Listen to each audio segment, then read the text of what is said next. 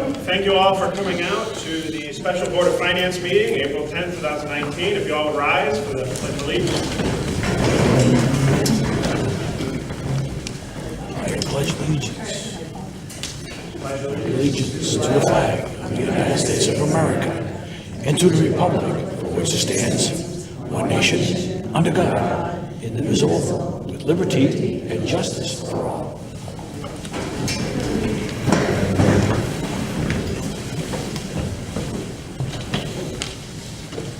All right, roll call. Don Cavella.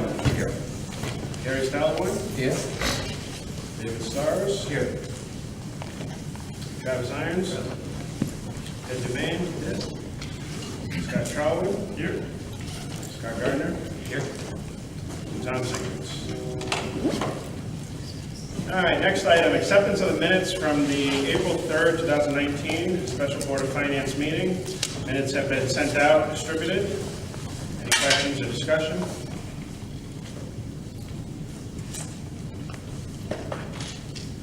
I move the minutes be accepted as presented. Okay, we got a motion and a second to accept the minutes. Any further discussion? Hearing none, all those in favor signify by saying aye. Aye. Opposed? Motion carries.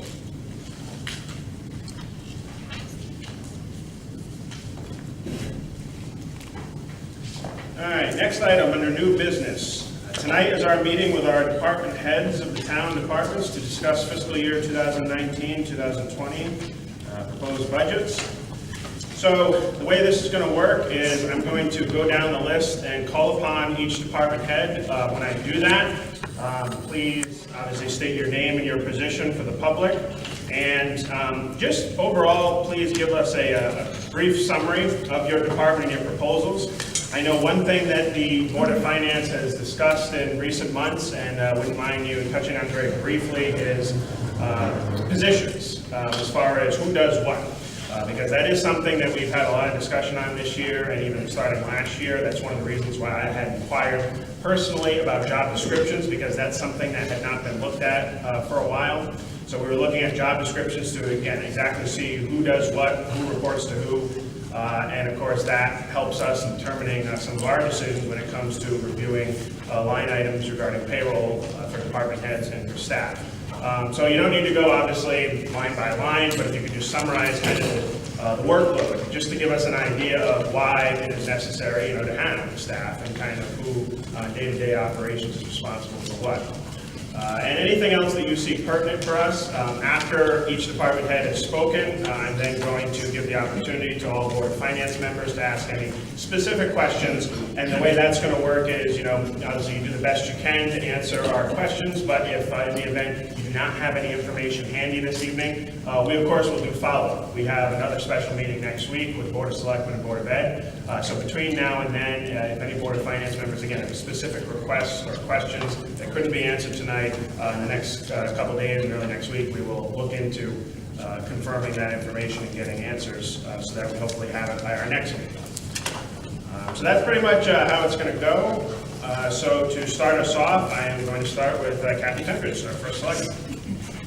So good evening, and thank you for coming out. Again, I'm Kathy Tendridge, the first selectman, and really my budget has not changed a lot. The only thing you'll see an increase in the budget is the 2% salary increase, and that is for administrative and other selectmen. There is no increase to my salary, and the only other item that you will see increase is originally in the Board of Selectmen budget, there was a line item for minutes for my meetings, and that was eliminated in the budget line item. So what we did is we put that line item back in to cover Board of Selectmen meeting minutes and any extra minutes or meetings that we would have. So again, it really has not changed that much. So if you have any questions or anything, I'd be more than happy to answer any questions that you have.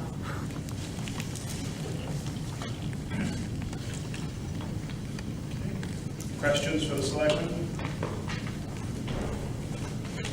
I have a question. Yeah. What is the administrative salary? Administrative salary. And what does that entail? So what the administrator assistant does is he handles all of my appointments, all of handling any of my secretarial duties. She handles the highway department calls that come in. She directs anybody that comes into the office. She takes care of the rental of the town pool.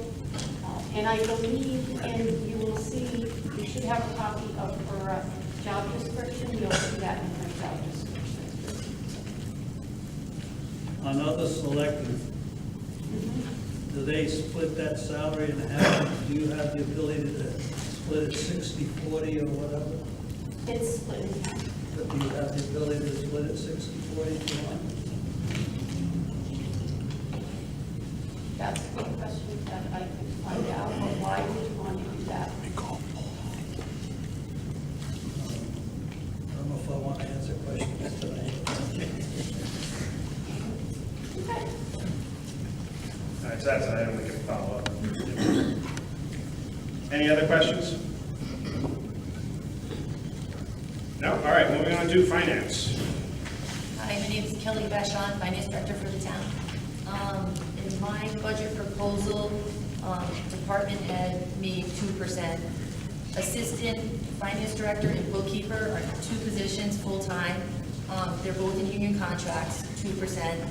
And then I have an AP clerk that works about 8 or 10 hours a week. We have been maintaining our audit for $28,700, no increase. Payroll services is ADP that we use, maintain the same. I took out of my office supplies, I broke it out into 2 pieces, conference and training and dues, $1,500. That's Connecticut GFOA, usually I will attend, or any other conferences pertaining to sometimes payroll issues. The next one is supplies and expense for the year, $3,500. And that is no increase from last year of $5,000. Like I said, I have 2 full-time people, assistant finance director and a bookkeeper. I share partially with the front office. She does answer phones for First Selectman's office, and she works for me, so it's a combination. And I have an AP clerk that processes AP invoices, procurement policy, helps me with the aging. My bookkeeper does bank reconciliation, account reconciliations, and does all the deposits for the town and other funds.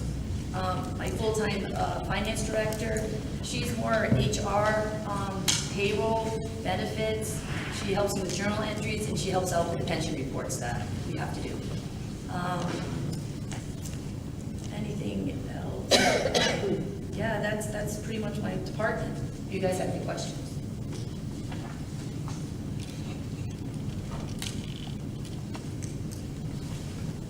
Any questions for Kelly?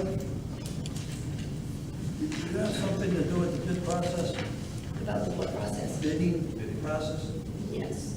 I should be, when we go out to bid, if it's a purchase over 7,000, we should be going out to bid, and that should be posted in the paper and opening up the bids, yes. Who sets that $7,000? That's a procurement policy that has been set years ago, and that's the way it's maintained. It was done way before I even got here, but I could look to see when it was actually adopted. I don't know the actual date it was adopted. Board of Finance is supposed to set that annually. Okay. And Mr. Chairman, can put that on our agenda somewhere? Yep, absolutely. Probably should be increased in 10. No.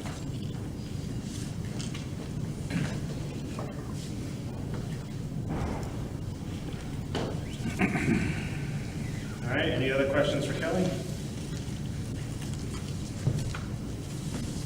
All right, next department, assessor. Mary Ellen Hall, assessor. Of kind of the 2% salary increase per union contract. You will also see an increase in office supplies due to NADA increases. The NADA is the book used to meet price motor vehicles. With the addition of vehicle expenses, which is new this year, before we did not budget for the town vehicle to be maintained. So that will be new. new in the budget this year. Personal property declarations and mailing went up, so you'll see an increase to that. In the assessor's office, we have 2 full-time employees. The assistant assessor, she does mainly the transfers, and the clerk is responsible for permits.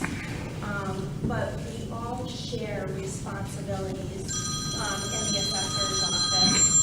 I have a list here, 1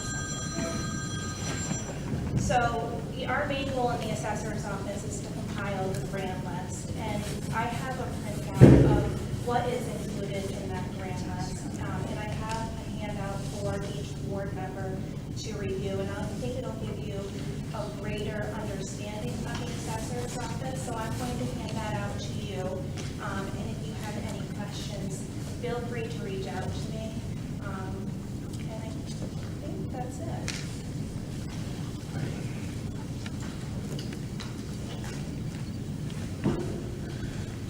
Okay, questions? And the clerk, is that full-time or part-time? That is a full-time position, but I want to make it very, she's very needed in our office. She handles the permits, which helps me out greatly. In the event of your absence, who takes over? That would be Beth Burnett, the assistant assessor.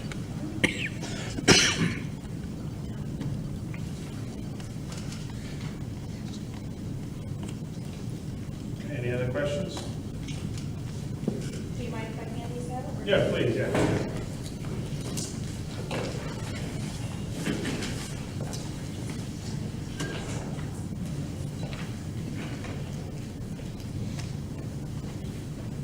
Okay, hearing no other questions, next department, tax collector.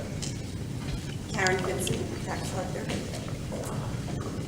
So I have 1 full-time assistant and I have 1 seasonal. My full-time obviously is getting a raise because of the new contract. Seasonal, I did cut 10,000. The first year I was unsure on how much I would use. Obviously, it wasn't as much as I thought, so we did cut it 10,000. And then I have my conference training, supplies and expense. I did give you a copy of the job descriptions, so if you have any questions on that, I could read them to you, but you do all have them in front of you. And I also gave you a copy of my calendar of what I do every single month. And we both share responsibilities. Of course, I do all the reports to the state. I do all the deposits. And basically, we do it together. We share responsibilities in the office. If God forbid something happens to me, she needs to know what she's doing.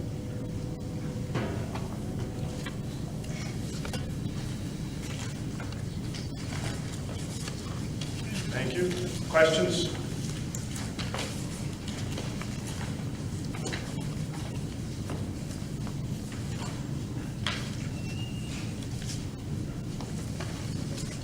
Okay, no. Very good. Town clerk. Hi, Louisa Tracus, I'm the town clerk. I've been the town clerk since November 2005. I have 2 full-time staff members. They are both assistants. The difference between a clerk in the town clerk's office and an assistant is that an assistant can sign all of the paperwork that's necessary when I'm not there. So we always have to have somebody do that. Some of those things now, of course, are pre-stamped with my signature on them, but many of them need wet signatures, and so we have to have available staff members that can sign things. My general index, I actually am explaining that in a little summary I have for you. The mapping machine, so that's a new fee that was put in. I think there's a little confusion with that myself. I feel that doesn't belong in the town clerk's line item. We do send people down to the planning and zoning department to get copies of maps that they're requesting, but the town clerk doesn't actually require copies of maps for our office. We have the maps in our office.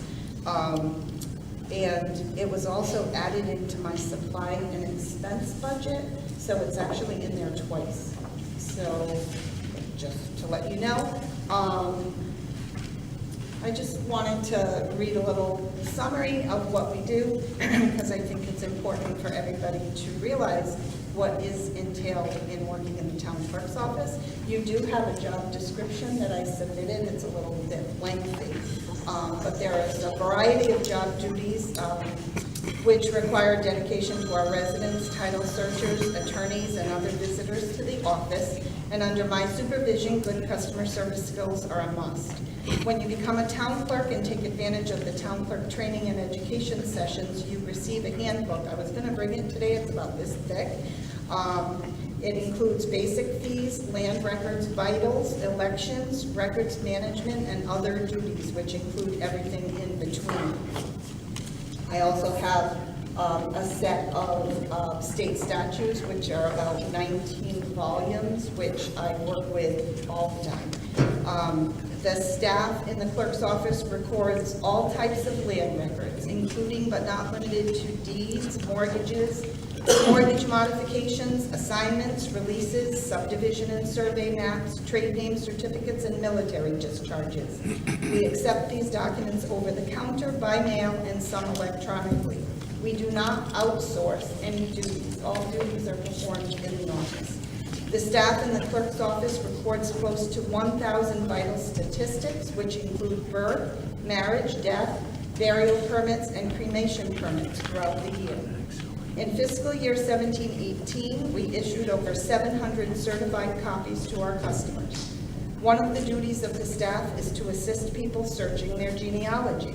This includes spending time in the vault with them as they search records to find their ancestors, which is a very big thing now, because by law, most of these records are archival, sometimes confidential, and are housed in locked cabinets. This assistance can take much of our time. We also spend a lot of time assisting people who come to search their land records. They are either looking to refinance or filing paperwork with the probate court, or many are preparing to file bankruptcy and need various copies. Most people off the street have no idea what they need or how to find it. Though we are not required to search land records for the public, we must at least help them find the paperwork they need. This can take a great deal of our time. Sometimes they need to find a map, and again, have no idea how to find it, or even if there is a map on file. I would like to add at this time that the town clerk's office staff works closely with both the tax assessor staff and the staff in the planning and zoning office to assist our visitors with their needs. While giving our visitors our assistance takes a lot of our time, we also have an office to run. We either are receiving documents to record, making copies of documents, which we make approximately 12,000 a year, issuing bulky waste stickers, issuing dog licenses, which we work with the ACO very closely with, sportsman's licenses, and bulky waste stickers. I think we've issued about 1,650 stickers at this time since July 1st. We also notarize a lot of documents. For example, during the past fiscal year, the three of us notarized 600 documents, a task that requires much time and patience, as many folks have no idea where they even have to sign, and that is not a joke. I will add that the work doesn't stop with the recorded document. There is a process mandated by state law that requires 2 people to index and verify all documents received. And then these documents must be sent out and verified by a third party. This is what the line item called general index is in the clerk's budget. This money is used to pay the indexing company to receive, verify, microfilm, and maintain the town's land records. These funds are also used to pay for the required land record binders and archival paper, all of which are very expensive. This brings me to the issue of records management, which is a very important duty of the town clerk's office.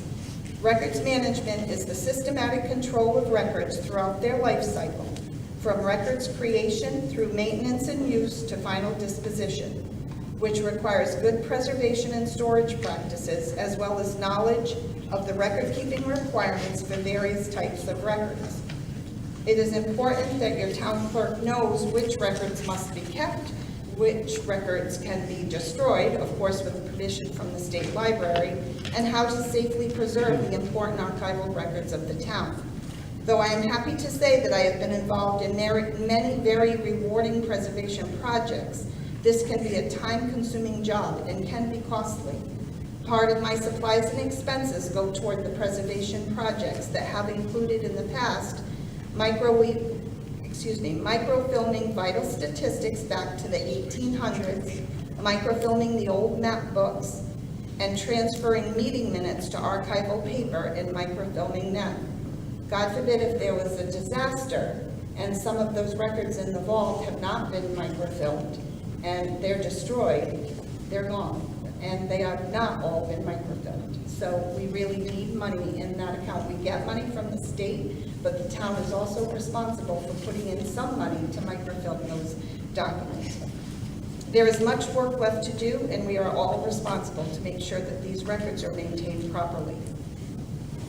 My staff is often given special projects to perform.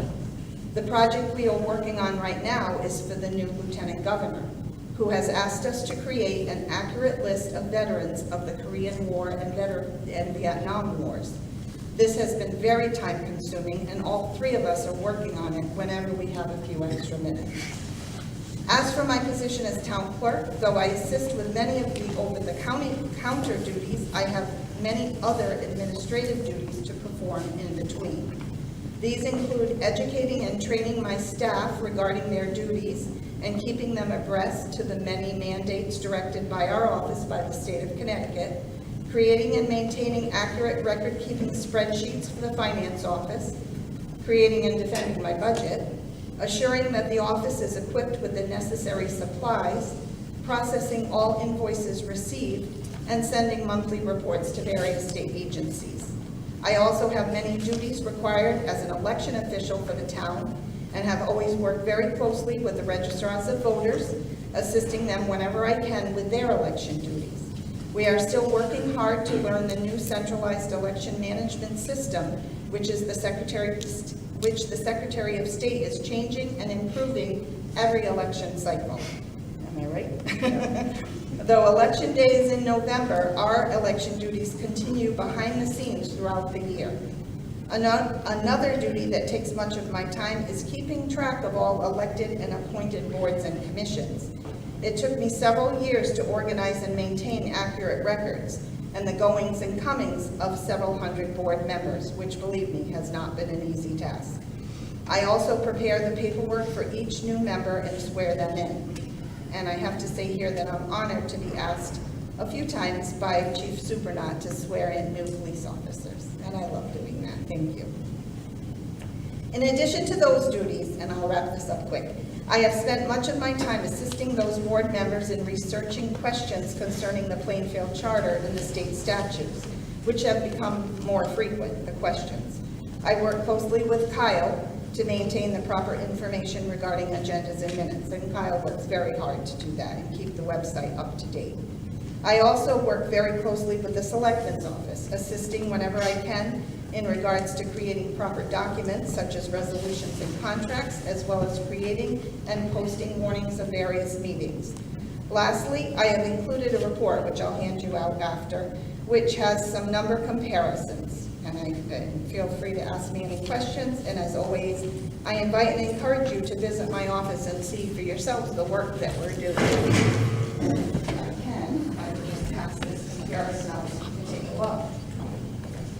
You'd be happy to see one of those numbers is, I have to look at it quick. As you see, I did some numbers to compare it fairly with all third quarter figures. And our collections and sales, third quarter fiscal year 16-17 was a little over $657,000. 17-18 was a little over $892,000. And 18-19 so far is over $1,400,000. So we have collected much more money. Now, part of that is conveyance taxes. So in July, when WE85 Moose Up Pond Road transferred their property, they paid the state of Connecticut in conveyance tax over $500,000. and we got over $100,000. And so when you look at that local conveyance fee, that it has gone from 81,000 to 116 to 219, that 100,000 is in that fiscal year 18-19 figure of 219,192. Also, a couple of weeks ago, Village Manor transferred their property, and they paid a little over 13,000 in conveyance. So between the 100 and the 13, that's a good part of that conveyance, much more than I anticipated on my last year's budget. But if you have any other questions, feel free to ask.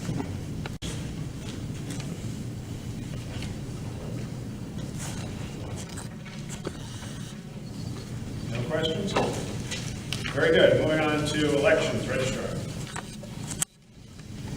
Hello, my name is Irene Dept. I'm the Democratic Registrar of Voters, and my report won't be that long. But our biggest responsibility is to maintain the voter registration list, which comes in various ways. They do online voter. There's online voter registration. There's DMV voter registration that comes online. We also have voter registration cards that we get from the town clerk's office, voter registration cards that come from various different departments from the state, also from the mail, or when candidates go out door to door, when they're going out to try to get new voters, they're handing out voter registration cards, so we're constantly maintaining the voter registration list. People who have died that we have to remove them from the list. We do a canvassing every year that we do through the mail, and not everybody will get a card. If you haven't moved, you won't be getting a card. You know, we go by the postal service, and for that. And then we also, of course, are responsible for the elections, which means we have to make sure we have enough workers, which consist of moderators and ballot clerks and people who are checking in and machine tenders. We have to make sure that the moderators are certified and are instructed every 2 years. That costs money. Of course, we also pay our workers. And we also we have to purchase the ballots. We have to make sure we purchase enough ballots so we're not caught short-handed. If we are short-handed, we would have to pay a fee to the state of Connecticut. So we try to make sure we don't. We go and we do that by looking at previous elections and try to guide them, how contested is this, how many more ballots should we order. Plus, we have memory cards that we have to order for each of the scanners. Because we have 5 polling locations, technically 5 places that we order for, we have to have 4 memory cards per thing, and those cost money to maintain. We also have to make sure we have enough workers for all those places. And I guess that's about it. Thank you. Questions?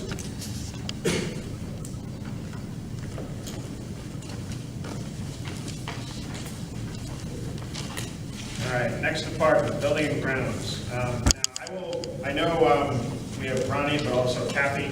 You technically, you're listed, correct, as the department head? Because I have it, yeah, okay.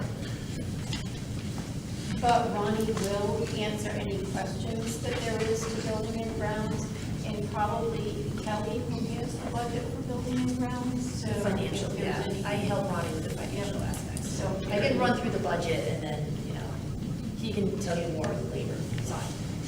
In buildings and grounds, we have salary line item, and what that is comprised of is 3 full-time people, lead maintenance, building and grounds worker, and a custodian. Also in that line item, we have 2 part-time people. It's Meals on Wheels, and also a maintenance for the recreation departments in that line item. Proposed budget for this year is $174,127. Overtime for next year is going to maintain the same, $9,270.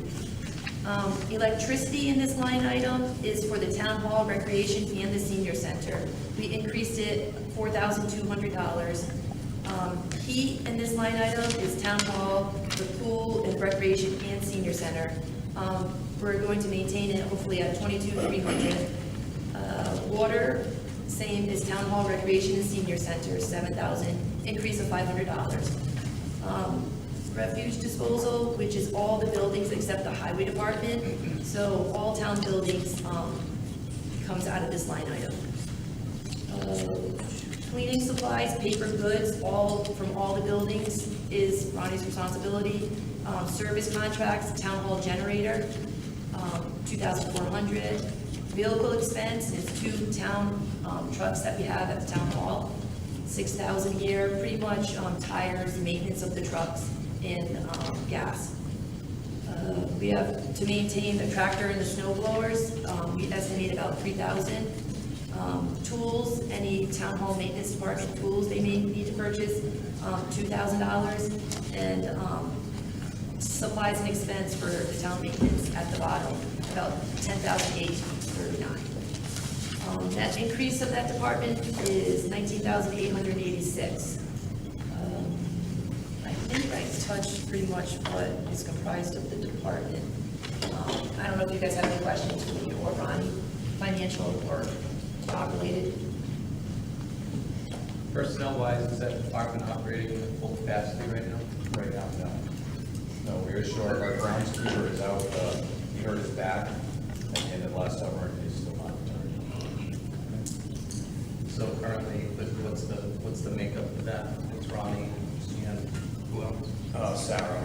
Sarah is our nighttime custodian. She works 35 hours a week. I work 40.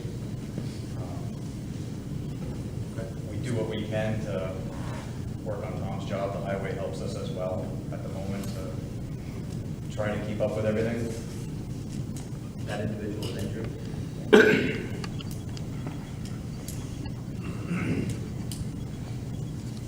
Thank you. Kelly, what makes up the 14% raise on that line?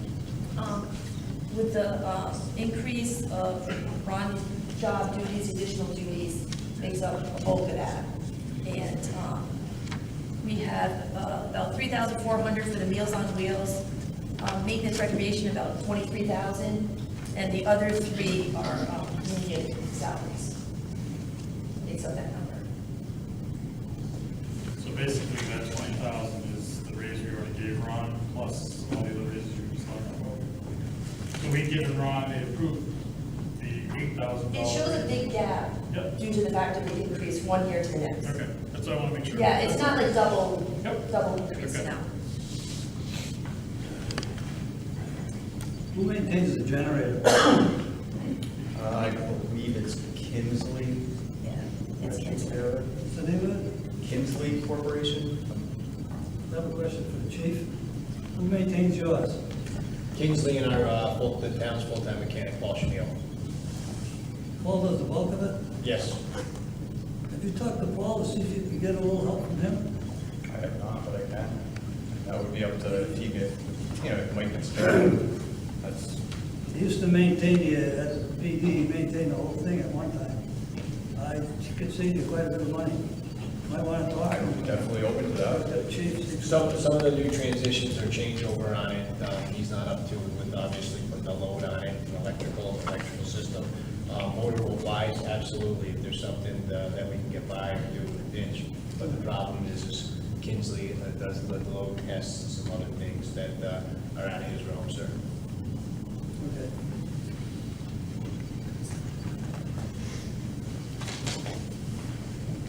Any other questions for buildings and grounds? No, all right. Highway. My name is John Rapidow. I'm the crew chief for the highway department. I'd like to start off by apologizing for my phone's going off. My grandson tried to FaceTime me. I have a little thing here I'd like to hand out. A little description of the jobs.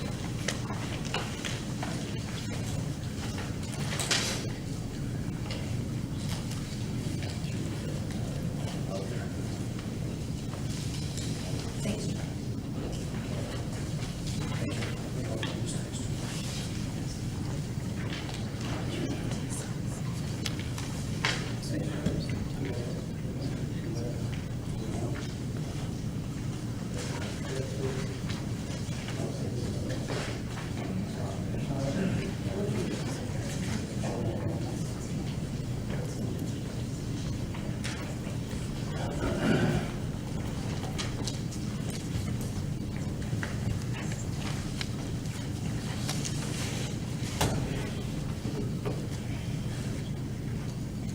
On the top of the page, you start off with just a little example of what one value consists of.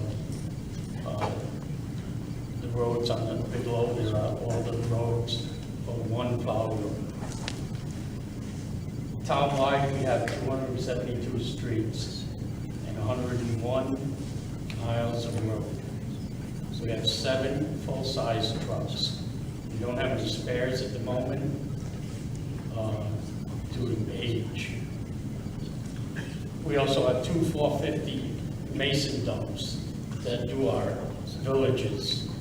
It's kind of tight for the big trucks to get through with all the traffic there. We have 1 mechanic and 1 payload operator. And the highway department consists of 10 full-time employees. Below that, you can see the staff in each position that each member of the highway department holds.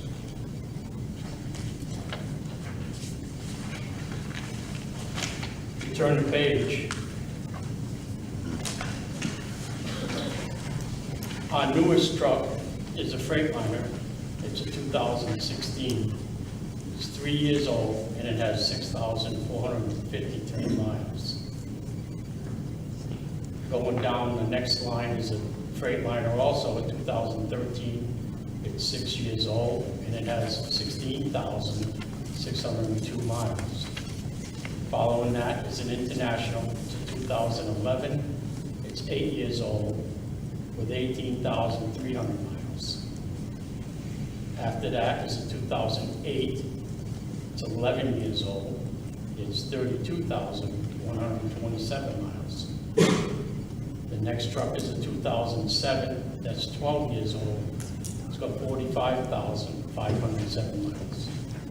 The next truck is a 2005 International.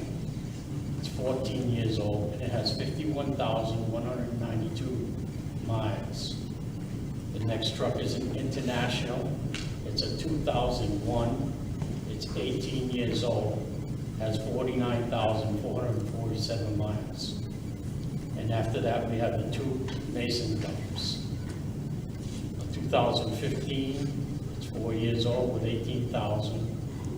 And a 2014, that's 5 years old with 22,000 miles.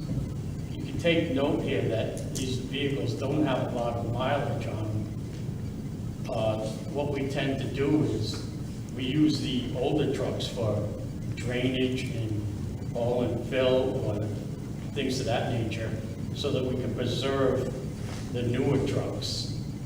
So eventually, we're using trucks that are rotten out because they're just so, the salt and stuff on the road is rotting away. So this past winter, we had one episode where we don't have any spare trucks, and we had 2 trucks that broke down, and 2 of the plow runs weren't getting completed because the trucks were down.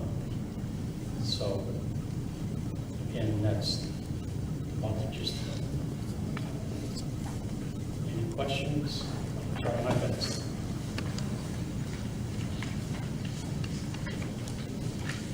Any questions? I think this question is more for Kathy. Kathy, you're looking for a supervisor? I am, That, so obviously that supervisor would go over the top of John? yes. Is that an additional position? Or one of these guys may qualify? No, it would be additional. We have one more man. John, how many plow roads would you say you have? This is one road right here, or That's one route right there, yes. so how many roads would you say you have? I have 32 roads. I maybe missed one, I didn't put it in. I'm just asking. But for the most part, some of the runs are a little longer, they may not have any village on them. So they're doing, I'll take for instance, the northeast end of town is not as much village out toward Moosa Pond and Green Hollow Road and Moosa Pond Road. So there's a lot of mileage on those roads, but there's not a lot of village on that road. Whereas you get down here in Plainfield, this whole village right here, along with Onion Hill, I'm sorry, I shouldn't say Onion Hill, but maybe some people can relate to it, some might not be able to.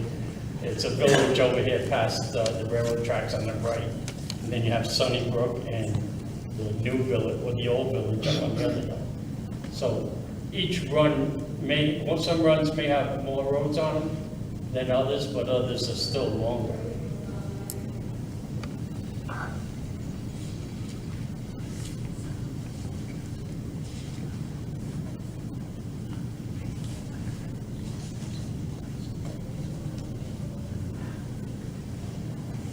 Any other questions? I have a question. How's the building that you're working out of doing repairs? Does need a new roof, it's leaking profusively. I almost went and got Ted the other day to show him what the situation looks like with the leaks coming right through the ceiling. And from what I understand, I haven't been on the roof, but not too many. Everybody's a little worried about walking on it. It's that bad. I don't know if someone, Kyle, can you attest I was to walking that? on that roof about a month ago, and I was making sure I stepped on the purlins because I was afraid I was gonna fall through. It's rusted very badly, it needs to be replaced, it should have been replaced like 10 years ago. And part of the water's leaking into electrical outlets, that's an issue. It's almost gotten to the point where it's gonna be an emergency to get this thing repaired as soon as possible.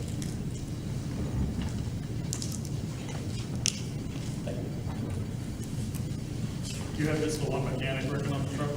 That's correct.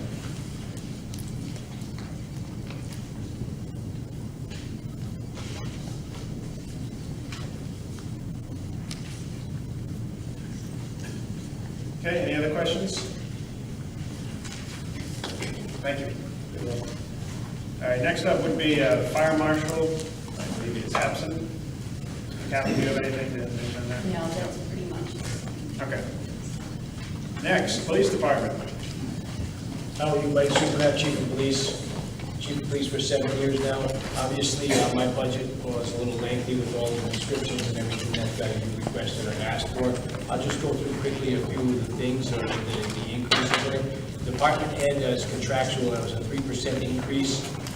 Police salaries, as you see, the increase there is $61,000. The driving force between the increase in the police salaries is I am asking for an additional police officer. So for the number of officers, including myself, from 18 to go to 19. Starting for a new police officer makes $54,000 a year. Police officers took a 1% raise this year in their contract, knowing that this was a year that we were going to try to add an additional police officer, which we haven't had. We've had the same number since the 80s. There consists of 18 of us altogether now, the chief, deputy chief, the captain, sergeants, the officers, patrol officers, and our detectives. So that's the driving force in that increase. The dispatch mechanic, that's contractual increases for the dispatchers. The mechanic is the mechanic, the PD. We pay for him, but he also does town hall, rec department, and senior center vehicles, as well as the PDs. He she's paid for out of ours. And it's also increased, we have one office administrator at the police department. I'm looking to make her from part-time to full-time. The job has a lot of requirements, and with the FOIs, we're the only department in the town that doesn't have a full-time admin. And obviously with the deposits for copies, everything coming in and out, cash box, accounts receivable, the pistol permits, FOI requests is huge. Lawsuits, well, not us being sued, but everybody sues each other, and she's got to actually prepare cases for all of these suits because attorneys request that for them, and we're the keeper of the records. So it's a busy job. Typically, right now, she's putting in 40 to 50 hours a week herself on a 25-hour pay. It's not fair to ask this employee to do that, so I've requested that we bring her up to full-time. The other additional expense is $3,000 for holiday pay. When officers work holidays, they get paid holiday pay or time and a half for working that holiday. We've increased to $3,000. As well as you know, the officers now work 84 hours in a pay period every 2 weeks. They get paid for 80. But with that, they work 12-hour days and they don't make overtime after 8 because they're an exempt employee. But when they do work the holidays, 12 hours of holiday pay instead of the 8 hours. So I've looked to increase that because we run short on that, $3,000. The uniforms, the $1,200 increase because I'm requesting that we add a 19th officer or a new additional officer. So that's the $1,200 increase there. My budget is typically prepared in January. When I put this in January, I asked for an increase in utilities of the $500. But as I see it now, what I know is we'll be looking to get some solar on our building. So it's negligible. I mean, we can obviously move and change that. Training, the state of Connecticut is not paying for anything or any training as of now. So everything that any officer has to go to become certified, and for liability reasons, we have to pay for it. And those range anywhere from $100 up to advanced classes, there may be DNA to $500 to $1,000 an officer. So that's the driving force behind my budget, my worksheet. I obviously gave you my descriptions inside of the job descriptions of what we do, where we have to go for. If you have any questions on what I put together in the packet. One question I have, Chief, is, so if we want to find out more information about any particular vehicles, whether it be with the department or other town vehicles that Paul services, would we want to contact him directly to produce like past service reports to get a diagnosis of what's wrong with the vehicles, how long it's been, an issue? Yeah, you can contact me via email, and I'll have Paul get that. I know we were looking at the animal control van. I pulled the records on the animal control van and had him actually do a service and an inventory of it because he is a certified mechanic. And just like every police cruiser, they have to be inspected because they have to be pursuit rated for liability reasons, and obviously for any mechanical defects. He can do that in any vehicle that he services. Okay. I'm sorry. I'm gonna guess you probably know, but do we have hour meters on our cruisers? No, but the newer vehicles do have hour meters inside of them, sir. Now, I'm gonna guess most of these cruisers run, probably running 24/7. Typically, the line cruisers, yeah, are running 24/7. If an officer has a day off or whatever, they won't run because typically we only assign 2 or 3 people per vehicle. So on a day off, they may get a shift. What we do also with the town is any vehicle that is no longer pursuit rated or useful for the road because of defects, we then take that vehicle, retire it from patrol or the road, and we use that for like what we do special duty or maybe go into trainings or something like that. So 3 or 4 vehicles, whatever it might be, that's used constantly. Would it be fair to say the motor runs 20 hours a day? It'd be fair to say the motors run 8 to 10 hours a day. Obviously, we shut down time, them not in the cars, them out on calls or something like that. Typically, we put 30,000 miles per vehicle per year. So every vehicle that is a main patrol vehicles is 30,000 miles per year. I was wondering how much time you're idle, do a traffic stop, or there's no one time that investigation, something like that, you need on, or from that. Yeah, that's one of the biggest things of why we're going with the Dodges now, according to our mechanic, the Dodges, when they're not in a pursuit mode, or they're not asking for power, or when they're idling, they're smart enough now to run on 4 cylinders instead of 8 cylinders, so they rotate the 8 and 4 will run, and then they'll transfer what 4 are running.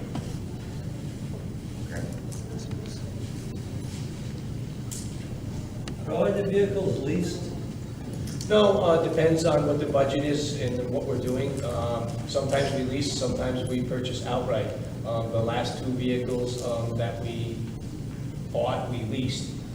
We didn't buy any vehicles last year, and the vehicles that we're looking for this year, because of mileage and everything, is looking at a lease, looking at leases. Is that more cost efficient than buying anything? I don't like it per se. I'd rather purchase them outright because I think a vehicle is, obviously you use it, you dispose of it, or we get rid of them. And the other problem with that is, let's say you lease a vehicle this year and you lease 2 of them, it's $30,000. Well, next year, if you lease 2 more, it's $30,000 on top of that $30,000 to make it 60. Typically, we do a 3-year lease.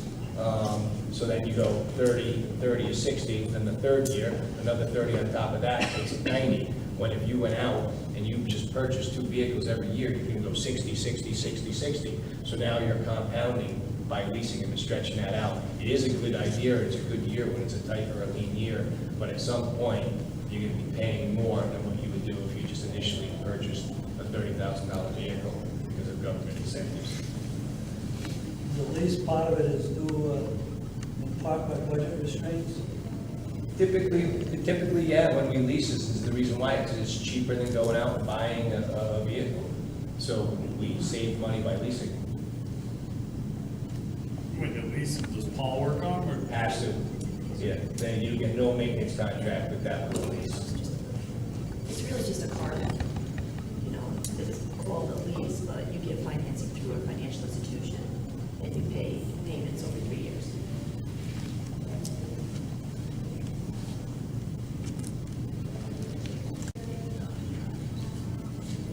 You said the administrative secretary you want to add is working part-time now? She's working part-time, her salary is approximately a little over $20,000. By adding her from 25 to 40 hours a week, adds about $16,000 on top of her salary. So that's that one expense. You see the line item, the administrative secretary in there. Yeah, and you moved to 38,564, so is that offset somewhere else? That's what I'm asking, because she's only gonna get 16,000 more, then why does it say 38,564? Because we took that out. That used to be in dispatch/mechanic, that line item. We've now moved that out, just so you can see that I was asking for that to go full-time and why and what her duties were. And the hours she's working, I can track all day long, it's 40 to 50 hours a week. Is there any of this paperwork that you have, if there was other departments that could help you, or there any other town departments that could help you with some of this paperwork besides adding her? The problem is some of the other departments already do help. We do all of our payrolls. We have approximately 30 employees. You have 3 full-time dispatchers, you have 6 part-time dispatchers, you have a mechanic, you have an admin assistant, and you have 18 police officers. So she'll do the payroll, she sends it down to the town hall does that. The FOIs, the lawsuits, nobody else can see that because you have to pass, obviously, a background, you have to go through different types of training, collect, and everything else. And you can't see it because of victims of sexual assault, domestics, cases that have been redacted. So you're not allowed to give that out to the public, and she's an internal employee, or you can't have an external employee for that.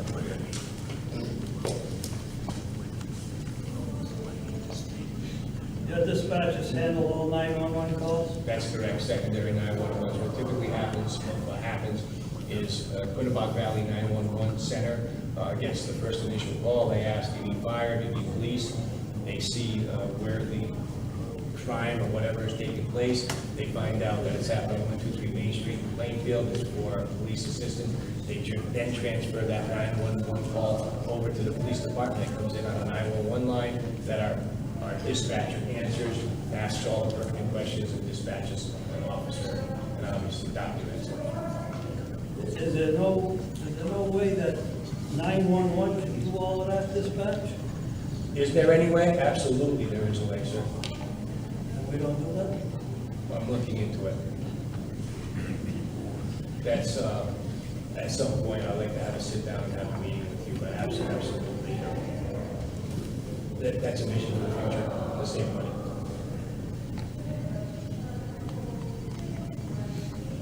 Any other questions? No, thank you. Next department, building inspector. My name is Richard Montel. I'm the building inspector. Only been on the job for a few months, so we actually, I'm part-time. Rob took over Rob's position, which he was full-time. So by me being part-time, we were able to save the town about $19,000. Luckily I have Kyle with me also. So we're both part-time inspectors, and this way here, because I leave every day around 2:30, and Kyle takes over for the rest of the day. And we both go on inspections, and our total salary is $84,000. But we bring in a revenue of, well, so far this year, for the first, for a 9-month period, we already brought in $81,000. So we actually more than cover our salary just in bringing in permits and fees and stuff of that nature. The construction value for this past year in the town of Plainfield is $10,614,000. So that our town is, to me, is prospering somewhat, because if we didn't have all these construction values, then we would, So basically, I've been in, like I said, only for a few months, and I can't believe how I don't hang around. It's very busy, and I'm just hoping that we can continue just being two part-time people. Hopefully it works, but so far it's been quite busy. So, I don't know if you have any questions for me. I can answer a few, but I don't know about yet.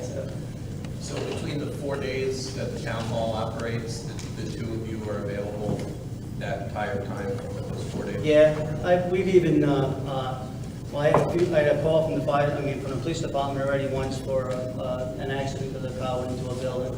And so after hours, we get called out and we take care of that. But also, there was a job at the new Morgan building, which used to be American Standard. And they had a pour footings on Friday morning. It was the only time they can do it. And so I made arrangements with them, so he told me what times to be there. I went there, I did the inspection, and but we have to be a little flexible, and which I don't mind. I think that's part of the job. And me being a contractor all my life, I kind of know that holding up a job, is just money, and nobody wants to hold up. So we do everything we can to keep every job running smoothly. I mean, while I applaud the smart fiscal sense, I guess it is to make that position part-time to full-time, I wondered how that appearance is perceived by prospective commercial properties or development that would come into town, knowing that we don't have a full-time building official to offer, but it sounds like these guys have it covered. But we really do have a full-time, it's just two people making up full-time. Yep, thanks. Do you cover any other towns like Canterbury is doing? No. No, they both have their own inspector. Yeah, I use Sterling. And Rob still does Canterbury. I just thought maybe we pick up Canterbury or something. No, Rob's still doing Canterbury.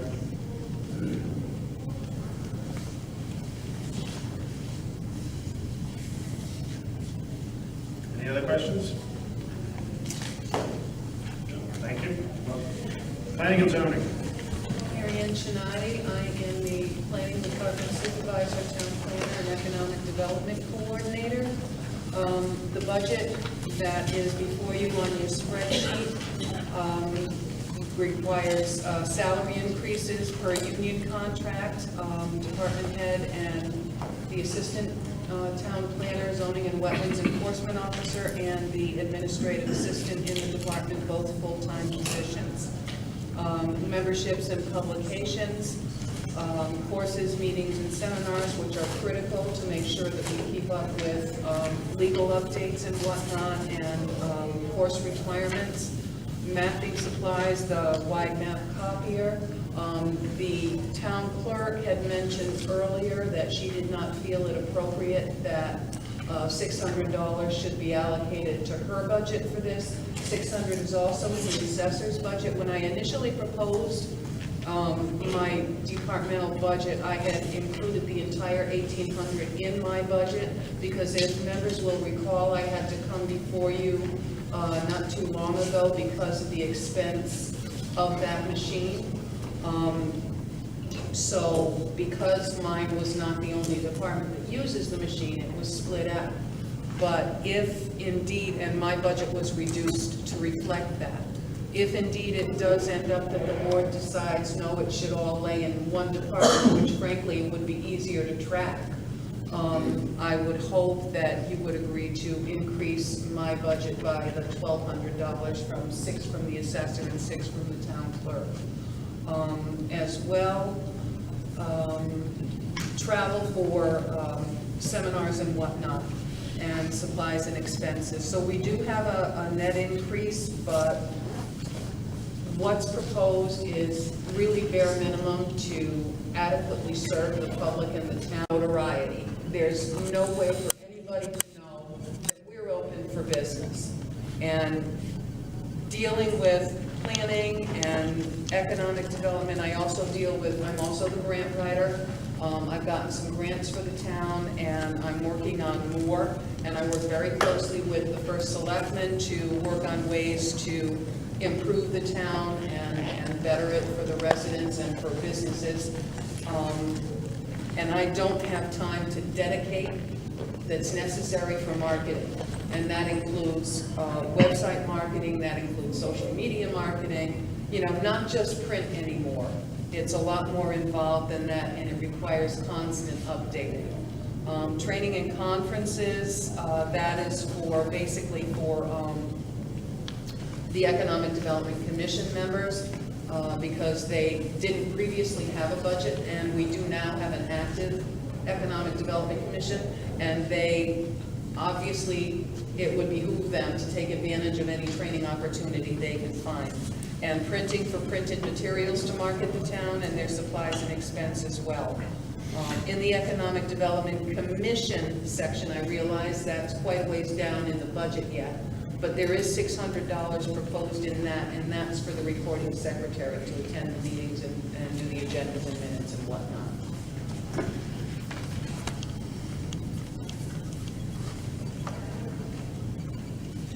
Okay, thank you. Questions?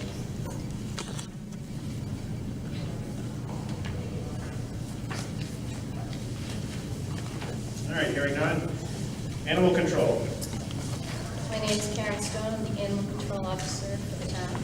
I've been the animal control officer for just under 10 years. I'm responsible for enforcing all animal-related laws.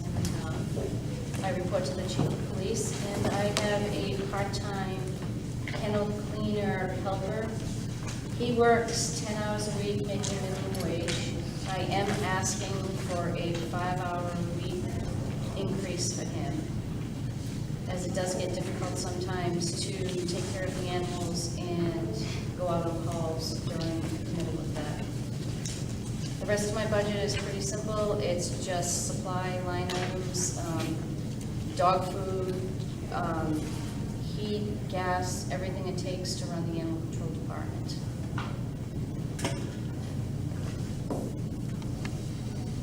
Is the communications number a cell phone? Is that a cell phone expense?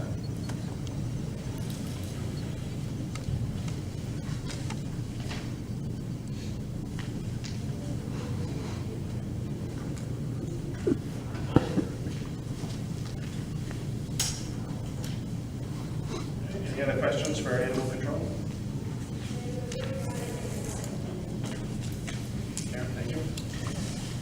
Recreation. Kelly Scatman, Recreation Director. I've been the Recreation Director for a little less than a year right now. Previously, it was a full-time position. It was made part-time when I started last June.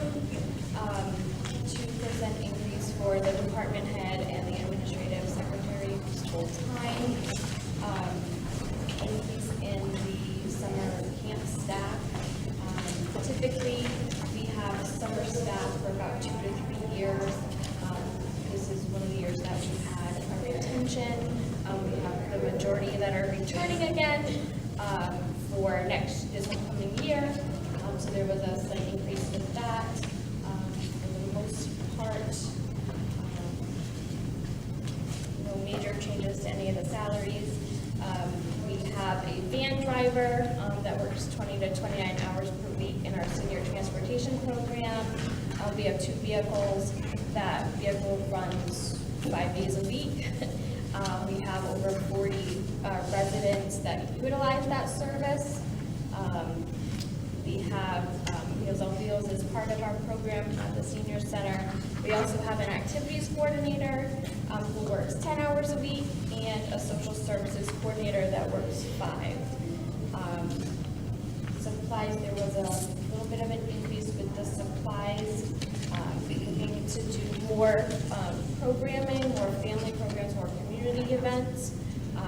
We have a couple upcoming things for the spring, utilizing the pool more as well. So getting more people to know that the pool is available, reaching out to other towns to see about renting the pool for different events with them as well.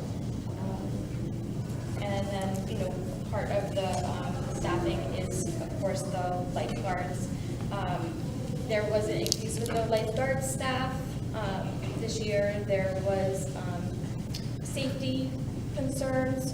Many of our lifeguards are 15, 16-year-olds. It's kind of a first job for a lot of people.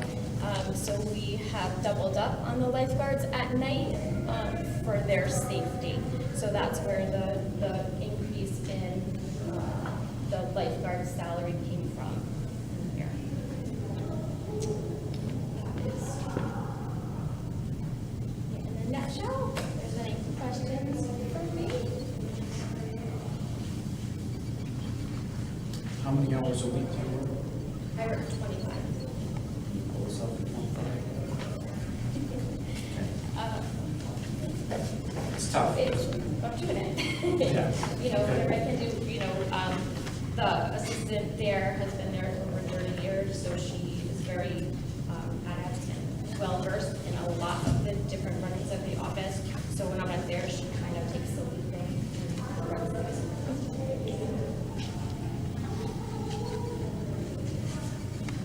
Any other questions? Thank you. Computers. Yes, my name is Kyle Collins. I've been with the town for 23 years, and I am asking for a little over $180,000 this year. Out of that, $126,924 is purchase services on stuff that's either mandated by law, operational expenses, purchase services, or stuff that we are under contract, okay? We're at a point right now where, as of January 2020, Windows 7 will no longer be supported by Microsoft. The town hall has, I do believe, 17 computers that are still on Windows 7. Many of our computers, let's see, we have 12 computers that were bought in 2012 or earlier, 13 that were bought in 2013, so those are 7 years old. We have 10 that were bought in 2014 and 6 computers that were bought since 2015. I used to do a thing where I would buy 6 every year and rotate them so we wouldn't get hammered in 1 year. Well, that year has come. I also do all the computers for the police department, water pollution control, senior center, recreation, animal control. I'm also in charge of programming the fuel master pumps, the highway gate, I gotta do that. When we get new hires, I have to reprogram that. I'm in charge of the website. I got a lot of stuff on my plate. I'm also the guy that, I'm the clerk of the works for the solar projects going on right now. I've written the specifications for the roof for the highway garage, and I've got specifications written for this building for handicap access doors for the top and bottom. And that's about it. But we do need new computers back.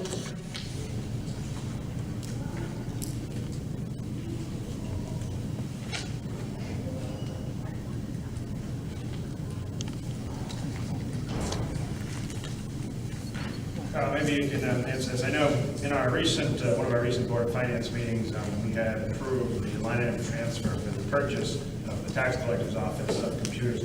One of the questions that had come up, which we didn't really answer that night, maybe you can answer for us, is how long had that needed to replace those computers? Okay. I wanted to replace it 2 years ago. Okay, we were frozen twice. And I can tell you how old her old ones that we're replacing were. They were all bought in 2012. So they'll be 8 years old in this fiscal year coming up. And they're Yeah, they very freeze all slow. the time. Takes me forever to start them up.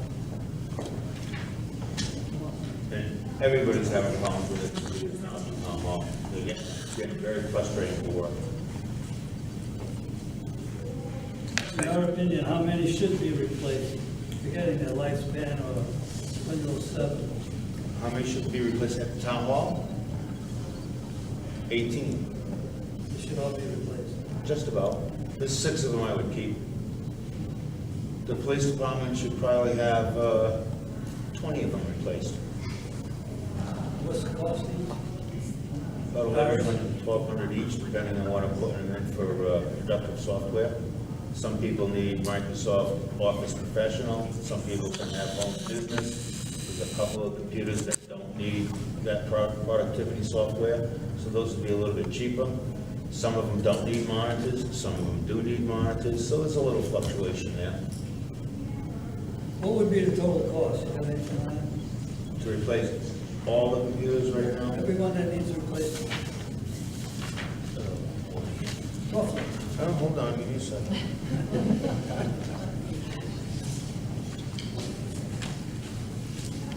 About 60 grand. Are you asking for that in your budget? Do some this year, do some next year.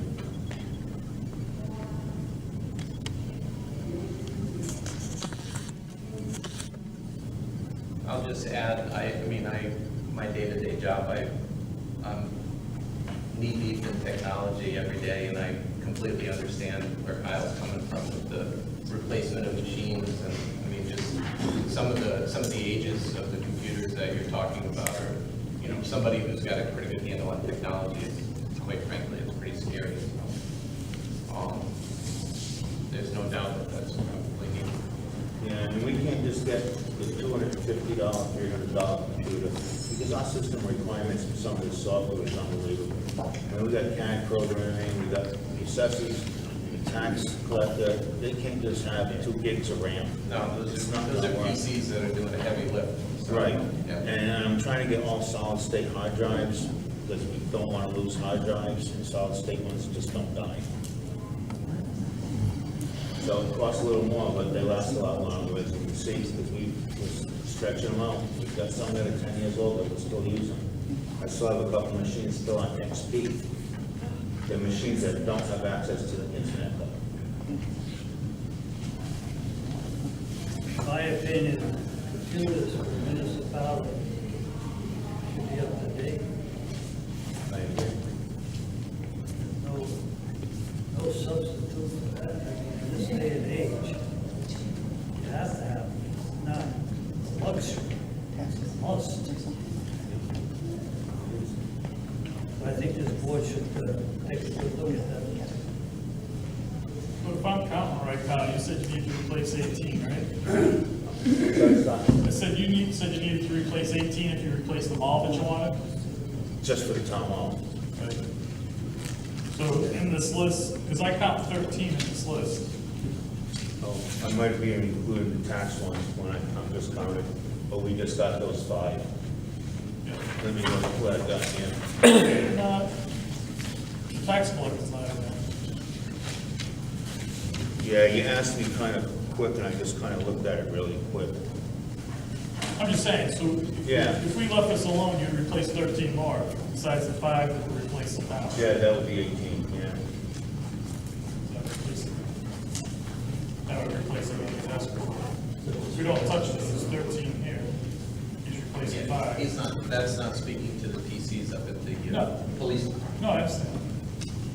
Well, how bad is the police department? They as bad They're as- not quite as bad, but they're not much better. Their computers, their newest computer was bought in 2016, but most of their computers were bought in 12 and 13, and 3 were bought in 14. Our servers were bought in 2012 and 2013. I could spend $14,000 tomorrow on a new server for the PD.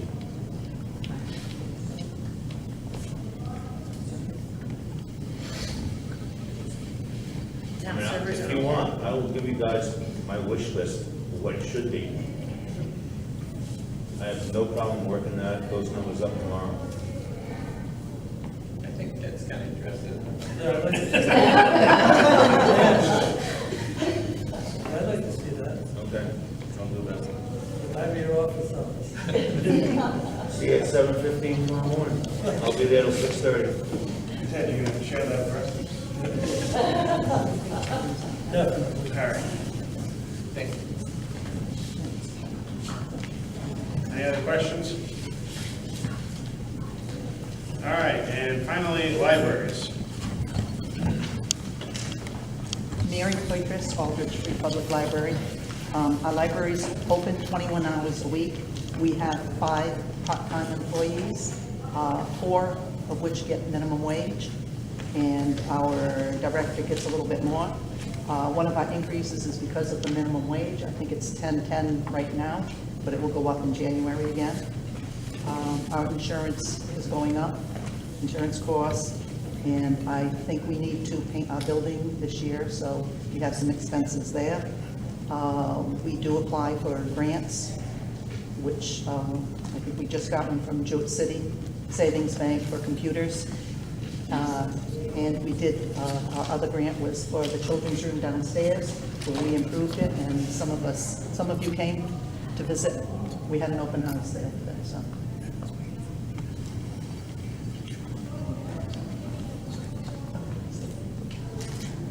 Any questions? Get rid of all your books? Pardon? You get rid of all the books that were, you wanted to delete or whatever? Do we what? I'm sorry. Did you get? Have you removed any books Oh, from yes. the library, Yes. in the garbage can? Yes, sometimes we do. We have to, the older ones, Have you done them all? not all of them. Why? I'm just picking some up. Send them an email with Danny, do it. Seriously, they're going like hotcakes upstairs. Good. All right, if there are no other questions, I believe that's it. I don't think we missed any departments.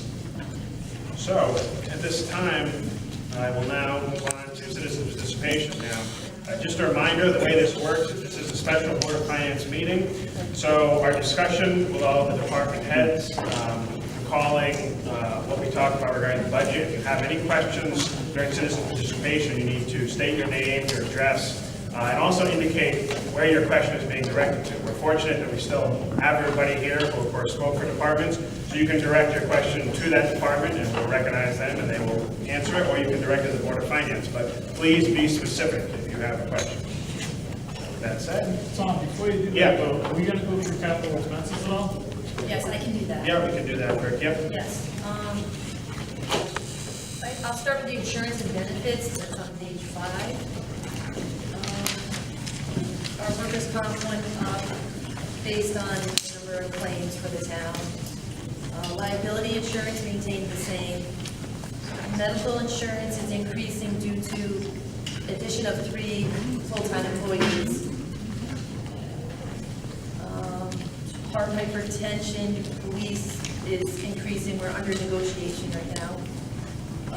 Life and disability insurance maintain the same. Social security tax does increase due to increases in pay.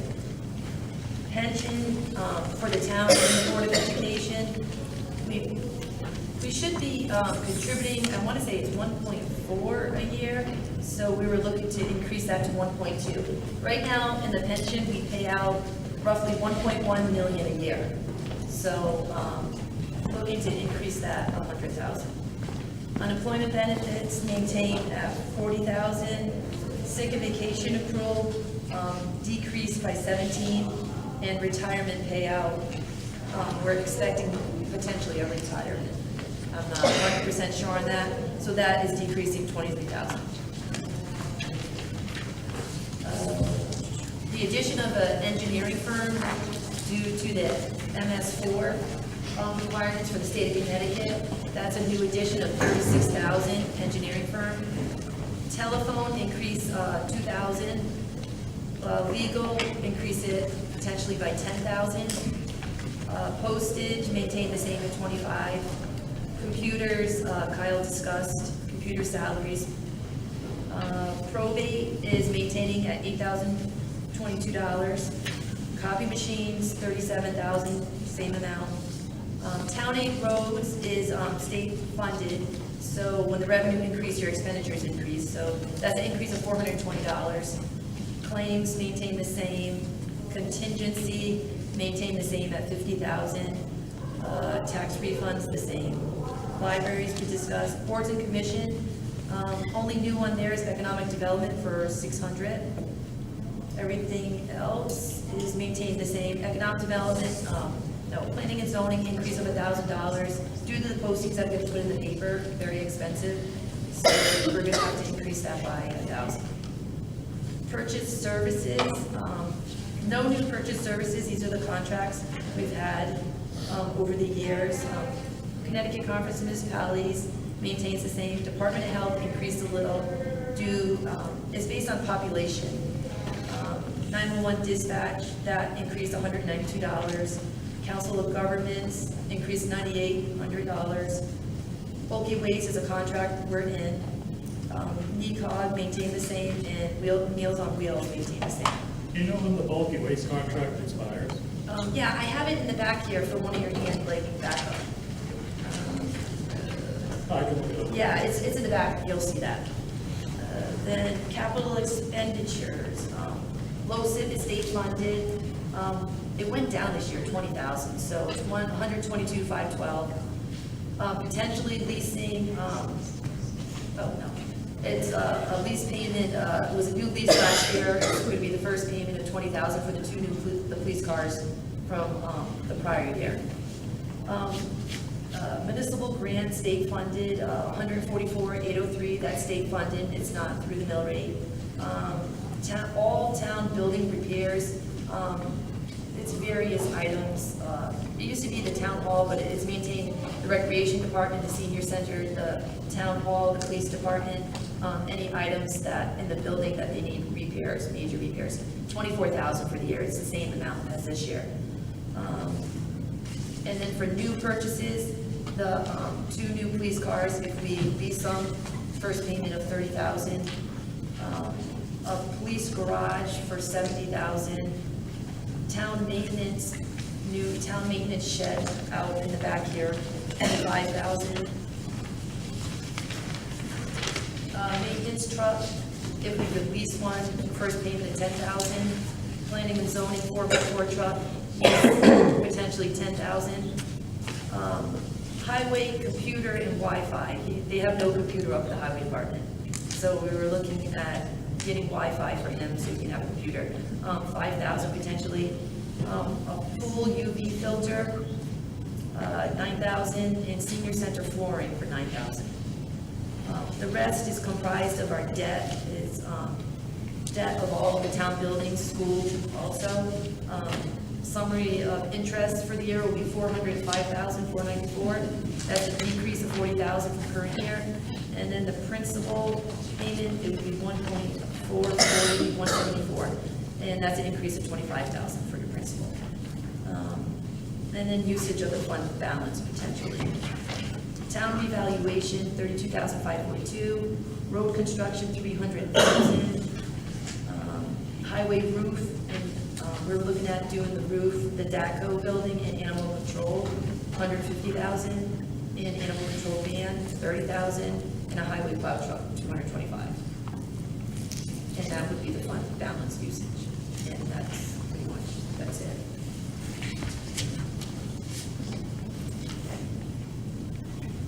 I don't know if this is a question for you or Karen, but are we gonna see an increase in revenue from the Morgan Truck Company moving in there? Now that that building's active and not empty, will we see an increase in that? Mary Ellen would you? Could I, yeah. So they have their sale after October 1st. So we saw a little bit of an increase due to the improvements of the building, but we haven't seen the increase in the grant list due to the equipment that is in there because it was after October 1st. So we should be seeing that next year. Any rough idea what that might be? I have to see those numbers and see that first. What about better value? Do you see an increase on that? Better value, Kelly and I were looking at that the other day, and we, I believe it was $6,000 of revenue loss. I mean, a lot of their equipment that's inside of that building has been, it's older, it's depreciated. So we're not getting a lot of revenue from better value. The building is still taxable. Everything inside the building won't be.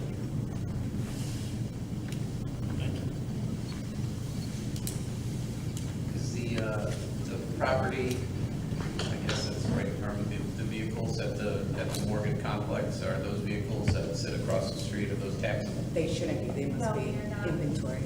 Right, they're considered inventory, which means not taxable. Unfortunately. It would be nice. Since our bulky waste costs are going up, are we considering an increase on the stickers? Increase in the price? We have discussed that. It's going up 17,000, we've got to account for, and the sticker count's gone down. We went from 2,040 to 1,691, which means we're going to get less revenue in than what we have had in the past, so. And Just part of keep- that is. I'm sorry, just keep in mind that 1643 is as of now, and you've got spring coming. So we do issue a lot of stickers in May and June. So we'll probably issue close to what we did last year by the end of the fiscal year. At no cost, right now. Sorry, I just wanted to ask.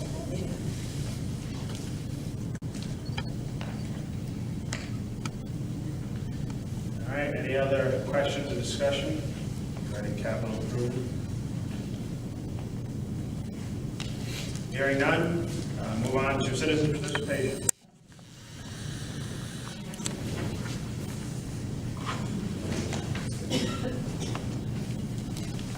Yes, sir. My name's Trav. I live at 19 Victoria Drive in Moosup.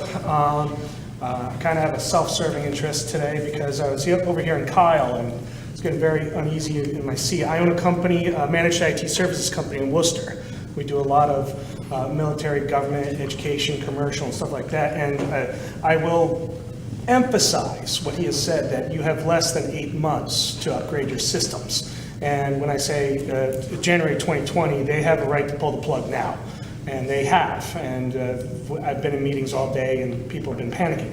That being said, that leads into thing is the lady there, I do not know your name.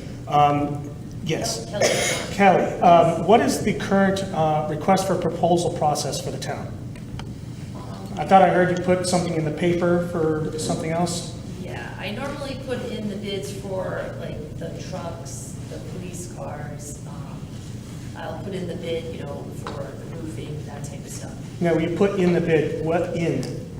In the paper. In the Like, paper. post it in the paper, yes. Because I can tell you right now, I can just tell you right now, Kyle is right, but there's a more cheaper and efficient method to do it, is to use a state or a federal RFP process. I get multiple RFPs a day from Find RFP, Government RFP, and I can tell you right now that from Microsoft, and I'm all intents and purposes and disclosure, I'm an Amazon partner. I seek out clients of your type. Putting in a proposal, you can have them an open competitive bid, saving the town tremendous amount of money. And I had to school Leicester, Mass, because I got a call from a person who was contracted to do that, and he was like, I don't know who you are, but I think this is the best call I've ever made. So I would implore working with Kyle and to find an RFP process to give the town the best bang for their buck. And Amazon will jump through hoops to get the account, just so you don't go with a competitor. So that's it. Thank you. Is there any business going after the meeting?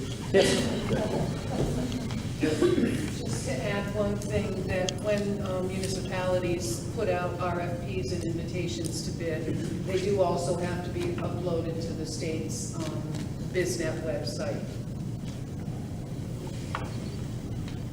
Okay, thank you. Other public comment? Yes. Hi, I'm Laura Stabone. I have a question for Kyle. You work part-time for 28 for building inspector. You work 4 days a week, starting at 2:30 for them, and how many hours a week? No, I start at 7:15 in the morning. No, for the building inspector. He does. Oh, it's hard to tell what I'm doing one day from the next. So how many hours do you do as IT a week, and how many hours are you doing as It's building hard to inspector? say. I gotta put out what fire comes first. I might be doing more building one week and more computer the next week, and I'm spreading myself thin. I work through lunch every day, don't take the 15-minute coffee break in the morning and the afternoon. I come in on Fridays and Saturdays if needed.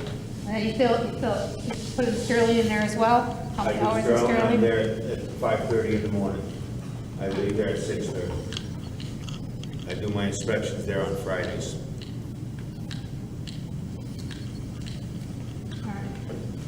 And then security for the police department. The new garage, where do you currently use?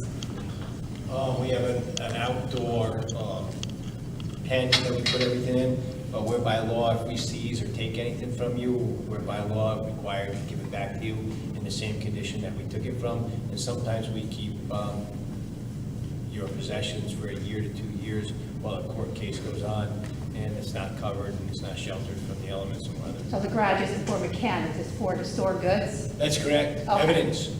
Okay, that's what I was just curious, thank you.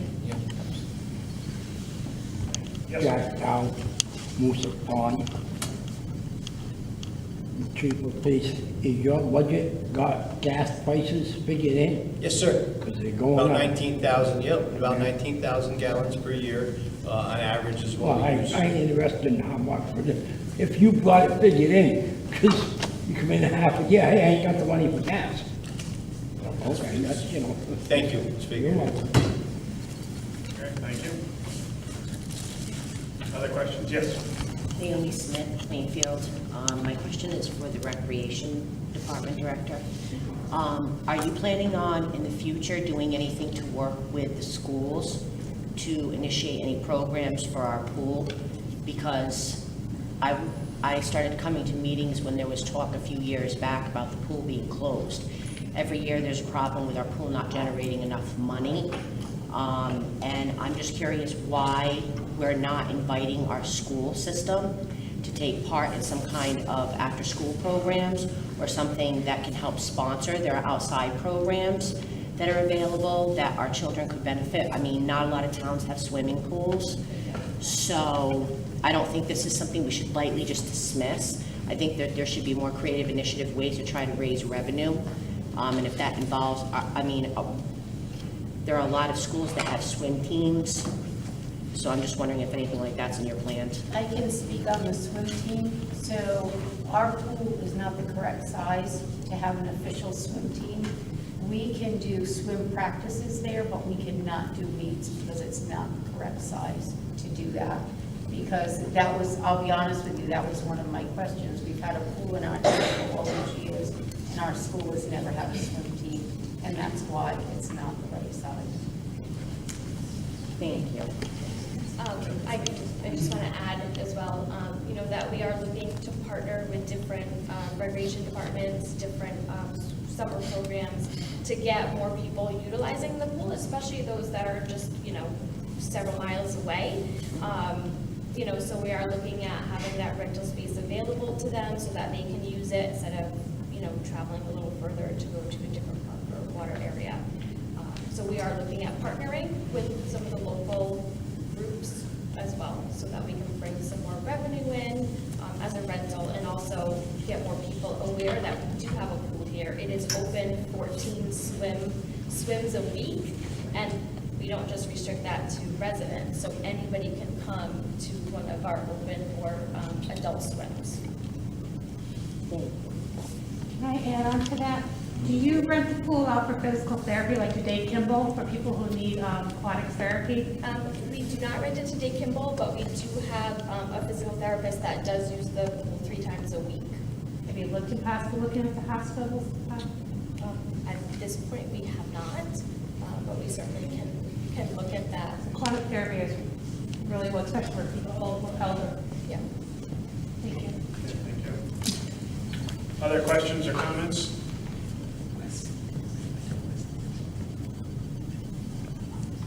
Okay, seeing none, I entertain a motion to adjourn. Okay, I have a second? Okay, I have a second. Okay, no discussion. All those in favor signify by saying aye. Aye. Opposed? We are adjourned.